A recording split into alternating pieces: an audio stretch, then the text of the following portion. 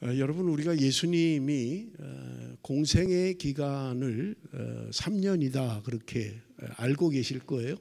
그렇게 공부를 하고 그렇게 배울 것입니다.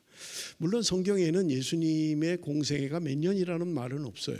또 언제 몇 살에 돌아가셨다라고 하는 것도 없습니다. 그러면 왜 공생의 기간이 3년이라고 이야기를 하는 걸까라고 하는 거예요. 여러분, 성경을 연구하는 학자들이 공관복음서를 시간적으로 배열을 해보니까 예수님께서 유월절을 지난 것이 4번 기록되어져 있습니다. 그러니까 유월절을 4번 예수님이 생전에 공생의 기간 동안 4번 지나셨다, 그런 말이에요. 그런데 마지막 유월절은 예수님이 유월절을 지키기 위하여 올라가셨다가 체포되시고 십자가의 죽음을 맞이하시는 거예요. 그러니까 마지막 유월절은 사실은 예수님의 행적이 없죠. 이제 돌아가시는 거예요.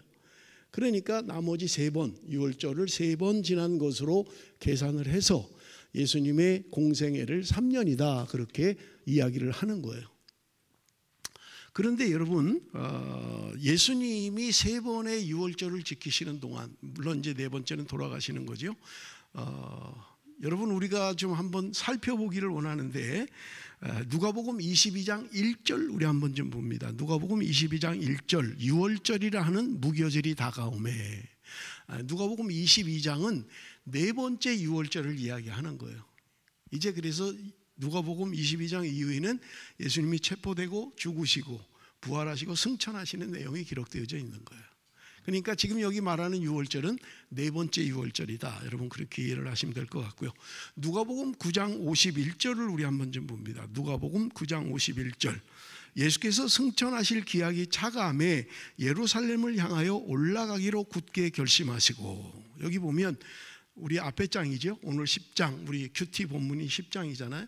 앞에 9장 51절에 보면 예수께서 승천하실 기약이 다 됐다 그렇게 이야기해요. 그래서 예루살렘으로 올라가셨다, 지금 이렇게 이야기하는 거예요. 자, 그럼 이게 언제냐라고 하는 거예요. 여러분, 이것은 예수님께서 초막절에 예루살렘으로 올라가시는 장면이에요.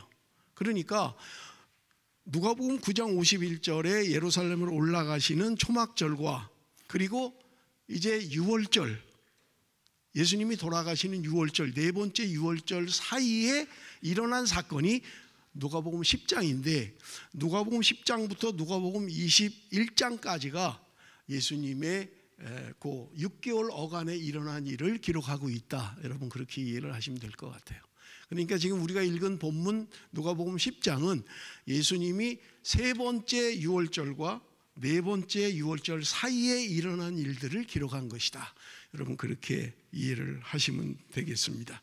자, 오늘 읽었던 누가복음 10장 1절 우리 한번 다시 한번 읽을 텐데요. 같이 한번 다시 읽습니다. 10장 1절 다 같이 시작.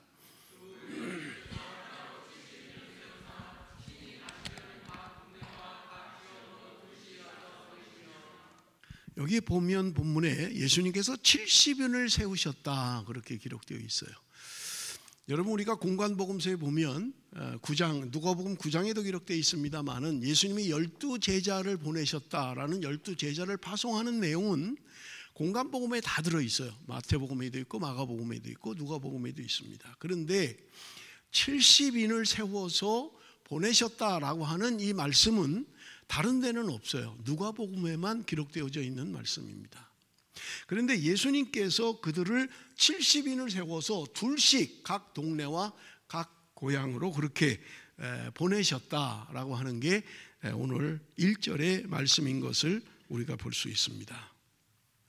예수님께서 지금 이제 승천하실 때가 다 된 거예요. 이때쯤에 예수님께서 70인을 2사람씩 짝을 지어서 각 고을 갈 마을마다 복음 전하는 일을 위하여 세우시고 파송하셨다라고 하는 게 오늘 본문의 내용인 것을 우리가 볼 수 있습니다. 그래서 오늘 저와 여러분이 집중적으로 함께 살피기를 원하는 것은 전하는 자에게 무엇을 요구하시는가, 그리고 듣는 자에게는 무엇을 요구하시는가라고 하는 것을 본문의 말씀을 가지고 우리가 집중적으로 좀 살펴보기를 원합니다. 첫 번째는요, 2절 말씀입니다. 2절 이르시되 추수할 것은 많되 일꾼이 적으니 그러므로 추수하는 주인에게 청하여 추수할 일꾼들을 보내주소서 하라. 추수할 것이 많다는 거예요. 그런데 일꾼은 적어요. 여러분 보세요. 추수하는 기간은 정해져 있습니다. 아무 때나 추수하는 게 아니잖아요. 그죠? 씨를 심어야 되고 거기서 싹이 나고 잎이 피고 열매가 맺어야 추수를 할 수가 있는 거예요.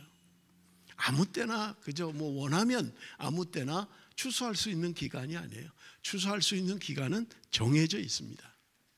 그런데 이 정도의 일꾼을 보내면 추수하고도 남겠다, 이 정도면 되겠다 하고 일꾼을 보내는데 일꾼들이 가서 보니까 너무 많은 거예요. 추수하기에 너무 많은 거예요. 그러니까 말씀하시기를 그 일꾼들에게 너희들은 보낸 사람에게 청해라. 일꾼들을 더 보내달라고 청해라. 그렇게 이야기하고 있는 거예요. 여러분 여기 주인에게 청하여라는 이 단어는 원문의 의미는 기도하라라는 의미예요. 다른 말로 지금 추수할 곳이 많은데 일꾼들이 적은 거예요.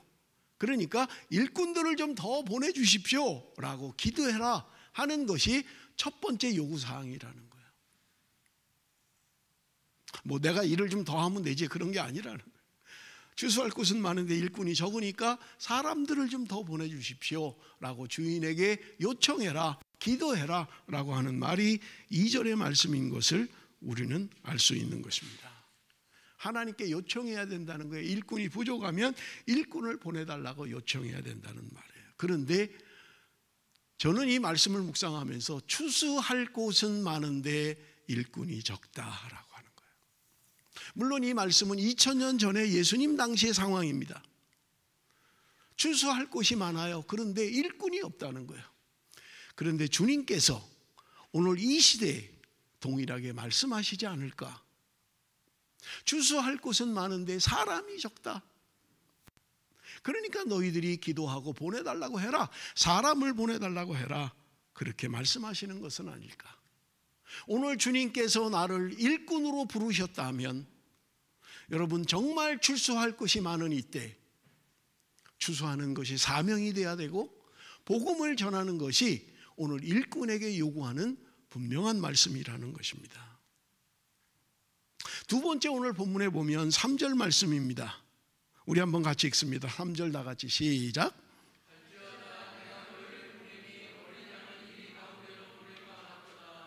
기도하라고 얘기했어요. 일꾼이 부족하면 요청하라고 말씀하셨어요. 그런데 두 번째는 전하는 자들에게 갈지어다 그렇게 말씀하시는 거예요. 기도만 하고 있으면 되지 않는다는 거예요. 기도했으면 가라는 거예요. 요청했으면 가라는 거예요. 세상 속으로 가라는 거예요. 복음을 전할 추수할 곳으로 가라고 말씀하시는 거예요. 그런데 여러분 여기 오늘 본문에 보면 너희를 보냄이 어린 양을 이리 가운데 보냄과 같도다. 일꾼을 보내시는데 그 일꾼이 일할 환경은 그렇게 좋지 않은 거예요. 마치 어린 양을 이리 가운데 보내는 것과 같은 환경이라는 거예요. 여러분 양이라고 하는 짐승은 이리를 이길 수가 없어요. 그저 밥이에요. 이리의 밥이 어린 양이에요. 그런데 일꾼들이 가서 일할 환경은 마치 어린 양을 이리 가운데 보내는 것 같아요. 그들의 밥이 조롱과 희롱하고 그저 잡아먹고 먹힐 수밖에 없는 상황. 그런데도 가라는 거예요. 좋은 환경을 꿈꿀 수가 없는 거예요. 저는 이 말씀을 묵상을 하면서 선교사님들이 떠올랐어요. 우리 오늘 이 집사님이 기도하시면서도 선교사에 대한 기도가 있었잖아요. 그들이 부족해서 간 게 아니에요. 그들이 배운 게 없어서 가는 게 아닙니다. 그런데도 여러분 그들이 가는 그 선교지라고 하는 것은 아주 열악하게 부족한 거예요. 마치 이리들이 어린 양을 잡아먹는 것과 같이 그 환경은 쉽지 않은 거예요. 반대로 돼버리면 가는 선교사가 강해버리면 선교는 되지 않아요. 철저하게 낮아져야 되고 철저하게 섬겨야 되고, 그렇지 않으면요 선교지 사람들이 금방 알아요. 이 사람은 우리보다 높은 위치에 있구나, 우리를 섬기러 온 게 아니라 지배하러 왔구나, 뭔가 업적을 남기러 온 사람들이구나. 그걸 아는 순간 그들은 따르지 않죠. 철저하게 선교하는 게 쉽지 않은 거예요. 나를 죽여야만 선교할 수 있는 거예요. 어린 양이 이리에게 잡혀 먹는 것과 같은 그런 모습이 아니면 선교하는 것은 쉽지 않다는 말입니다. 자, 그러면 여러분 보세요. 예수님께서 지금 일꾼들을 보내시면서 하시는 말씀이에요. 마치 어린 양이 이리 가운데 보내는 것 같다. 그러면 여러분, 어린 양은 어떻게 해야 됩니까? 살아남으려면 어떻게 해야 돼요? 막 힘을 키우고 막 머리에도 막 뿔을 달고 뭔가 하면 나도 이제 받아, 나도 힘으로 해볼 거야. 아무리 해도 양은 이길 수가 없어요. 이리를 어떻게 하라는 거예요? 그럼 이길 수 있는 방법은 딱 한 가지가 있습니다. 목자를 의지하면 돼요. 양은 자기 힘으로 자기를 구원하는 존재가 아니에요. 내 능력으로 내가 뭔가를 헤쳐나가는 존재가 아닙니다. 목자를 의지하면 돼요. 목자를 따라가면 돼요. 그러면 목자가 지켜주는 거예요. 그래서 양은 목자의 음성을 들어야 되는 거예요. 목자를 따라가야만 살 수 있는 것입니다. 그렇기 때문에 오늘 본문이 그 다음에 하시는 말씀은 뭐냐? 하나님을 전적으로 의지하라는 거예요. 우리 한번 봅니다. 4절에서 7절 한번 봅니다. 전대나 배낭이나 신발을 가지지 말며 길에서 아무에게도 문안하지 말며 어느 집에 들어가든지 먼저 말하되 이 집이 평안할지어다 하라. 만일 평안을 받을 사람이 거기 있으면 너희의 평안이 그에게 머물 것이요 그렇지 않으면 너희에게로 돌아오리라.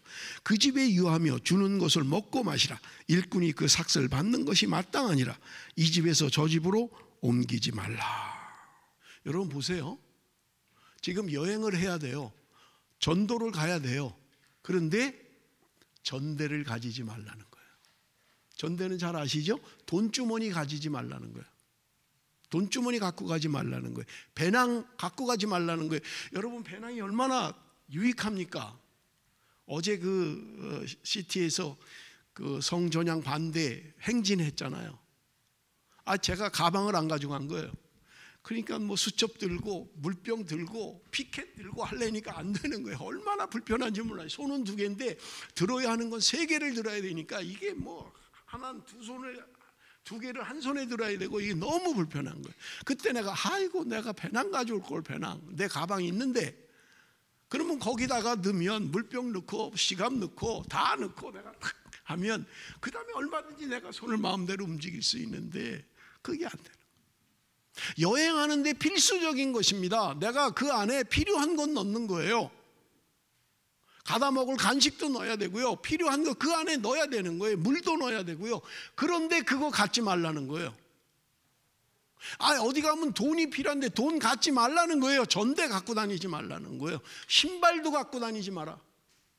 여행을 많이 하면 신발이 다르면 갈아 신어야죠. 그렇지 않으면 얼마나 불편해요. 그런데 신발도 갖지 말라는 거예요. 여러분, 이게 선교가 되겠습니까? 아니, 하나님이 일꾼을 보내면서 이렇게 보내가지고 누가 갈 사람이 있겠냐고요. 다 갖춰줘도 안 가려고 하는데 돈도 가지지 마라, 배낭도 가지지 마라, 신발도 가지지 마라. 그러고서야 어떻게 복음을 전할 수 있겠느냐 하는 거예요. 그런데 여러분, 우리가 알고 있는 사람들 가운데 그런 사람들이 있잖아요. 여러분, 내지 선교의 아버지라고 하는 허드슨 테일러를 보십시오. 그는 한 기자가 가서 질문을 했어요. 당신이 지금 이렇게 많이 필요한데, 이렇게 필요한 게 많은데 왜 사람들에게 도움을 요청하지 않습니까? 그랬더니 그가 하는 말이, 허드슨 테일러가 하는 말이, 나는 하나님께만 구합니다. 사람에게 나 이거 필요합니다, 이거 부족합니다, 이것도 사야 됩니다, 이것도 해야 됩니다, 돈을 좀 보내주십시오, 물건을 좀 보내주십시오, 그렇게 하지 않는다는 거예요. 난 하나님께만 구합니다. 왜 필요하지 않겠어요? 왜 필요한 걸 모르겠냐고요, 그 선교사라고. 그런데 그는 이야기하는 거예요. 나는 하나님께 말합니다. 사람에게 말하지 않습니다. 우리가 모르는 수많은 선교사들이 그렇게 선교 활동을 하는 거예요. 전에도 말씀을 드렸습니다마는 아프리카 감비아에서 사역했던 이재환 선교사, 14년 동안 아프리카에서 선교 사역을 하면서 그가 깨달음이 있어서 어느 날 후원하는 교회, 후원하는 개인 전부 다 끊어버린 거예요. 후원하지 마십시오. 생명처럼 여기는데 선교사들이 돈 없으면 선교 못하는 건데 어떻게 하려고 다 끊어버린단 말이에요. 후원하는 교회, 후원하는 개인 다 그만하십시오. 이제 안 보내도 됩니다. 그런데 그가 간증하는 것은요, 필요할 때마다 하나님이 보내주셨다는 거예요. 연필 700자루 학교에 가서 나눠주기로 했는데 없는 거예요. 누가 그걸 알겠어요? 말을 안 하면. 한 달 전에, 두 달 전에 지금 학교 가서 전도하려고 그러는데 연필 700자루 필요합니다. 누군가 좀 보내주십시오.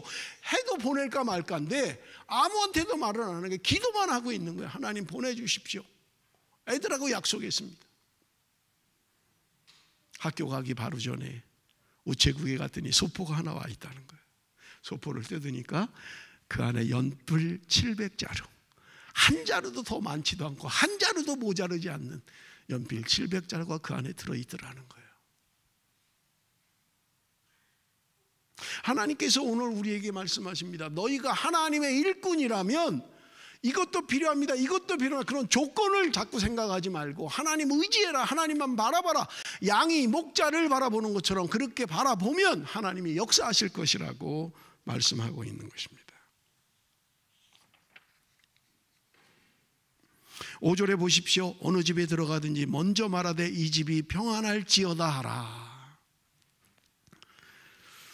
여러분, 원어의 말은 평안의 아들이다 그렇게 이야기해요.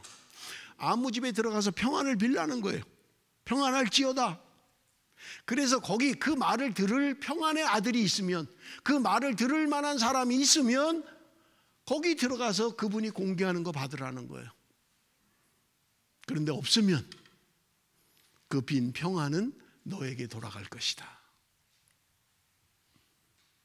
받을 만한 사람이 없어요. 그러면 그 축복은 나에게 돌아올 것이라고 말씀하고 있는 것입니다. 7절에 보니까 그 집에 유하며 주는 것을 먹고 마시라. 일꾼이 그 삭슬 받는 것이 마땅하니라. 예고되어 있는 거 아니에요. 미리 준비되어 있는 거 아니에요. 예약되어 있지 않아요. 내가 며칠 며칠에 그 지방에 갈 테니까 나 밥 좀 주십시오, 하루 자게 해 주십시오, 예약하고 간 거 아니에요. 그런데 주님이 말씀하시는 거예요. 그 집에 평안을 빌면, 평안을 받을 만한 평안의 아들이 있다면 너를 대접할 것이다. 그러면 그 집에 들어가서 그것을 받으라는 거예요. 일꾼이 그 삭슬 받는 것이 마땅하다. 하나님이 굶으면서 하라고 하시지 않는다는 거예요. 주님의 일을 하면서, 일꾼 노릇하면서 굶기면서 하시지 않는다는 거예요. 내가 너희들 먹일 거야, 걱정하지 말라고 말씀하고 있는 거예요. 갈라디아서 6장 6절 우리 한번 같이 읽습니다. 갈라디아서 6장 6절 다 같이 시작.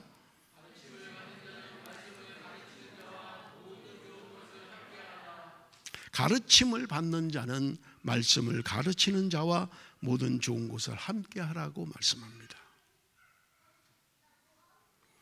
더 이상 설명하지 않겠습니다. 목사에게 잘하라고 그러나 보다. 들을 귀 있는 사람은 들으세요.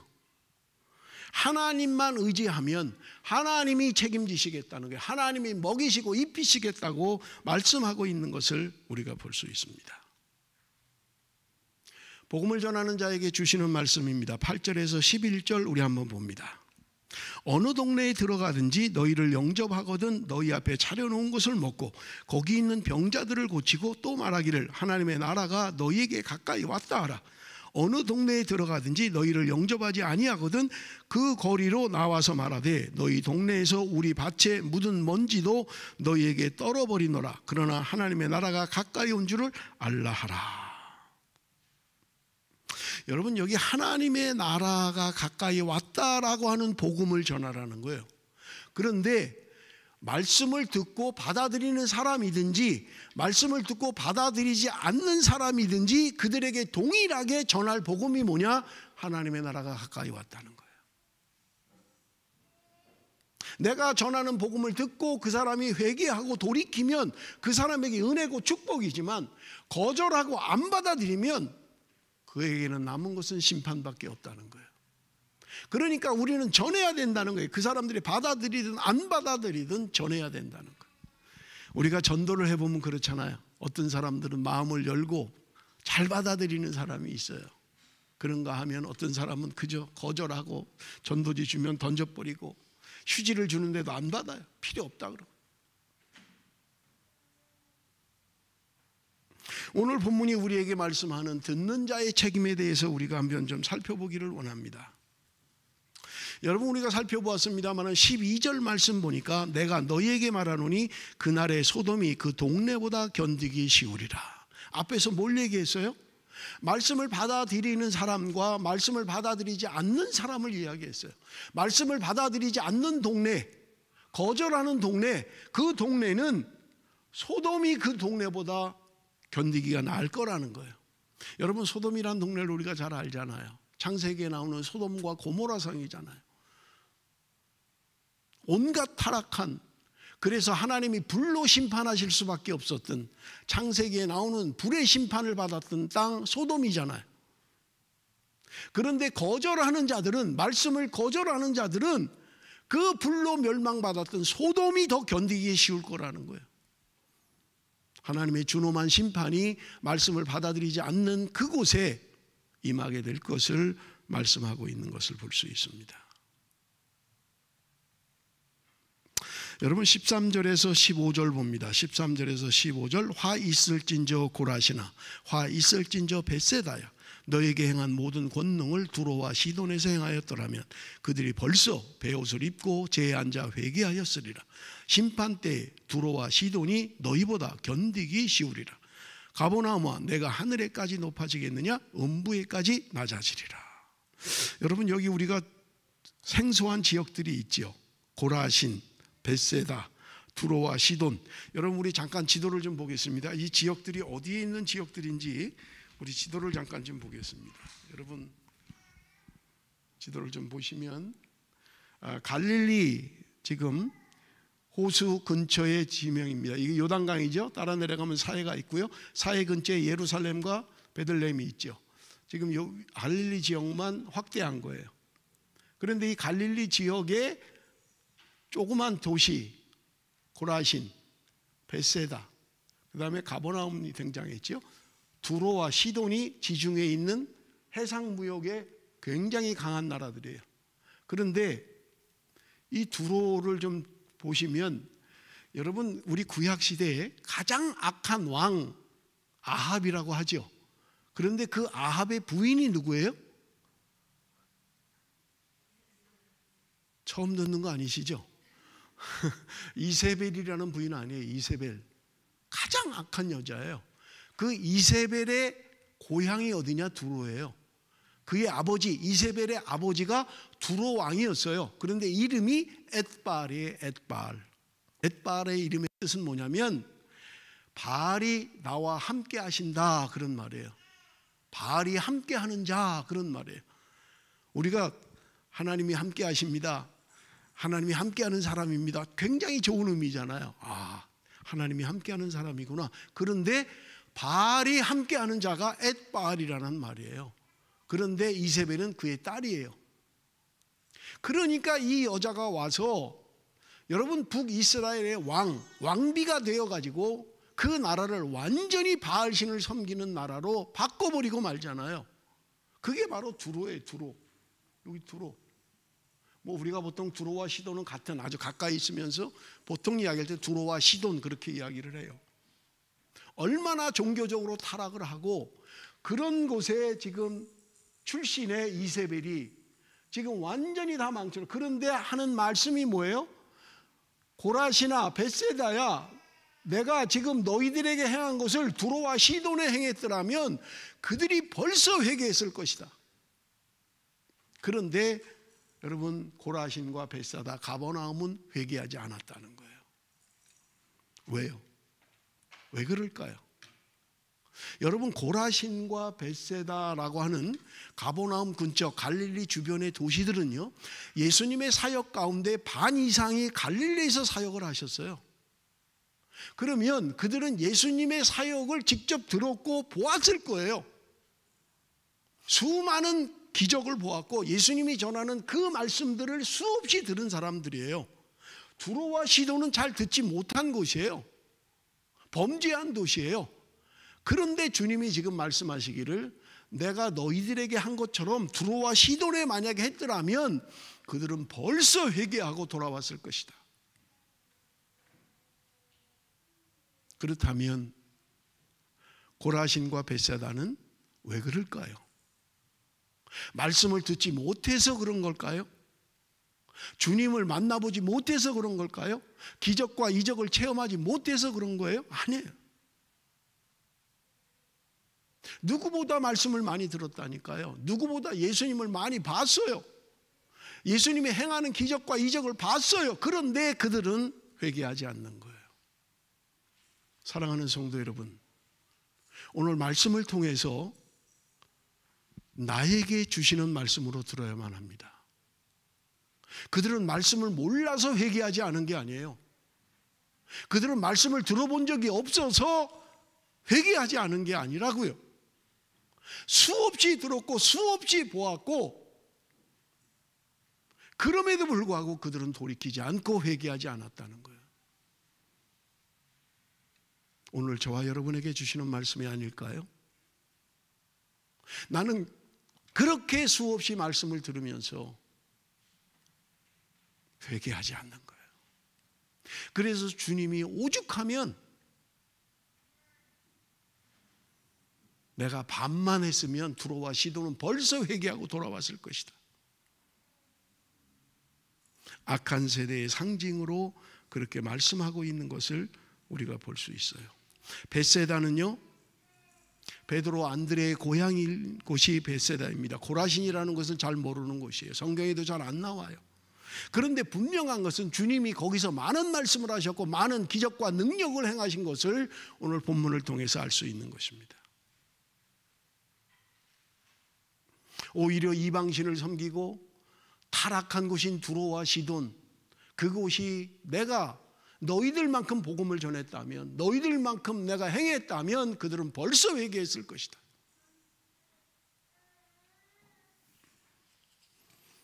오늘 주님께서 저와 여러분에게 하시는 말씀은 아닐까요? 그렇게 교회를 오래 다녔는데, 그렇게 말씀을 들었는데 너희들은 왜 회개하고 돌이키지 않느냐고 말씀하고 있는 것입니다. 히브리서 10장 29절 우리 한번 같이 읽어봅니다. 히브리서 10장 29절 다 같이 시작.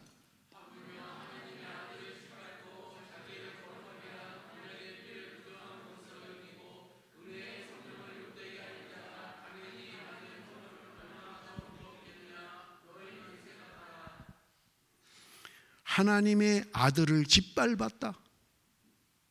예수 그리스도의 그 거룩한 언약의 피를 부정한 것으로 여겼다. 은혜의 성령을 욕되게 그들이 받을 형벌이 무엇인지 너희들 깨달아라, 생각해라. 오늘 말씀하고 있는 거예요. 그렇게 수없이 말씀을 듣고 그렇게 그리스도인으로 살아가면서도 주님을 짓밟았다는 거예요. 예수 그리스도의 피를 부정한 것으로 여겼다는 거예요. 하나님이 주시는 성령의 은혜를 우습게 여겼다는 거예요. 예수님께서 하시는 마지막 말씀을 우리 한번 봅니다. 16절 우리 한번 다 같이 읽습니다. 16절 말씀 다 같이 시작.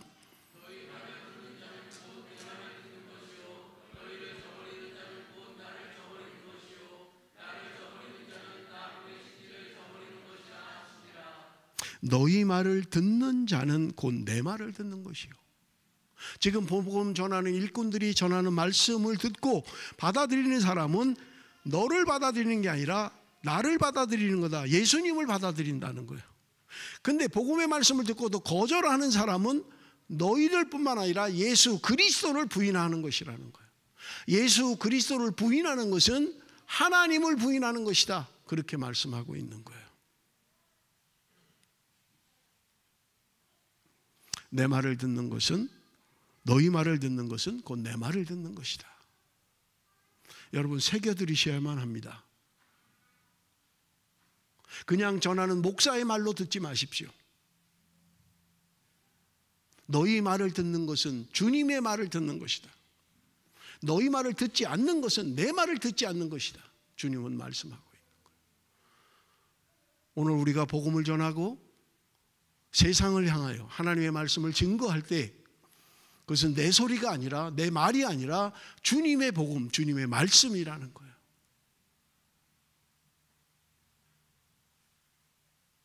여러분, 하나님을 믿는 것은 취향의 문제가 아닙니다. 선호도의 문제가 아니에요. 뭐 그것도 나쁘지 않은데 뭐 그렇게 한번 해볼까? 그런 문제가 아니에요. 벌써 뭐 상당히 오래됐습니다마는 9.11 미국에 테러가 있었을 때 그 건물이 주저앉아 버렸잖아요. 수천 명의 사람이 죽었잖아요. 저는 그 무너지는 장면을 찍었더라고요, 누가.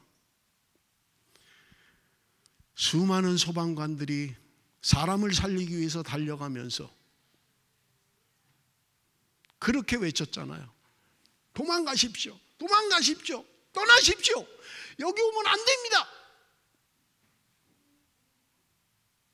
오늘도 우리를 향해서 하시는 말씀들이잖아요. 누가 그런 줄 알았어요? 누가 그 빌딩이 무너질 줄 알았어요? 누가 그래서 수천 명이 죽을 줄 알았어요? 알면 안 가지요. 거기 바보처럼 거기를 왜 가요? 그 건물에 왜 들어가냐고. 죽는 줄 아는데 모르기 때문에 그러잖아요. 그런데 누군가 가르쳐 준다면 하나님의 나라가 가까이 왔다. 하나님의 심판이 가까이 왔다. 너희들 멸망이 가까이 와 있다. 누군가 외친다면 그래도 거절하고 그래도 안 받아들이고, 누가 이 전염병으로 인해서, 이 코로나로 인해서 예배를 못 드릴지 누가 알았습니까? 순식간에 닥치는 주님의 음성, 여러분, 우리는 깨어 있어야만 합니다. 세상이 주는 달콤함, 세상이 주는 쾌락으로부터 떠나야만 합니다. 도망가야 돼요. 그렇게 외쳐야 되고요, 우리는 받아들여야만 합니다. 그것이 살 길이기 때문에 그렇습니다. 그것이 살 길이기 때문에 그래요. 주님은 오늘도 일꾼을 보내시기를 원하시는 거예요. 자기 비즈니스를 위해서가 아니라 복음을 위해서 그 외칠 사람, 하나님의 나라가 가까이 왔다라고 하는 복음을 외칠 수 있는 사람. 사랑하는 성도 여러분, 나는 전하는 자입니까? 듣는 자입니까? 듣는 자는 잘 들어야 된다는 거예요. 회개해야 된다는 거예요. 돌이켜야 된다는 거예요. 전하는 자는 자기의 생각을 전하는 것이 아니라 하나님의 말씀을 전해야 된다는 거예요. 왜냐하면 생명의 말씀이기 때문에 그렇습니다. 말씀을 맺겠습니다. 오늘도 주님은 추수할 일꾼을 찾으십니다. 오늘 우리에게 기도하고 세상으로 가라고 말씀하십니다. 오직 하나님만 의지하고 하나님만 바라보며 그렇게 가라고 말씀하십니다. 생명의 말씀만 들고 가라고 이야기하는 거예요. 말씀을 받아들여야 됩니다. 결단하십시오. 이제까지 뭐 해볼까? 그래 뭐 예수 믿어보지 뭐. 그래 뭐 한번 나가보지 뭐. 그렇게 예수를 믿어왔다면 여러분, 우리는 결단하셔야만 합니다. 돌이키셔야만 합니다. 말씀이 들려올 때는 아직 괜찮은 거예요. 무너지고 나면 돌이킬 수가 없습니다. 생명의 말씀을 전하는 복음 전하는 자로, 생명의 말씀을 듣는 자로 여러분 우리가 하나님 앞에 살아가는 하나님의 사람, 하나님의 일꾼 되시기를 바랍니다. 기도하겠습니다.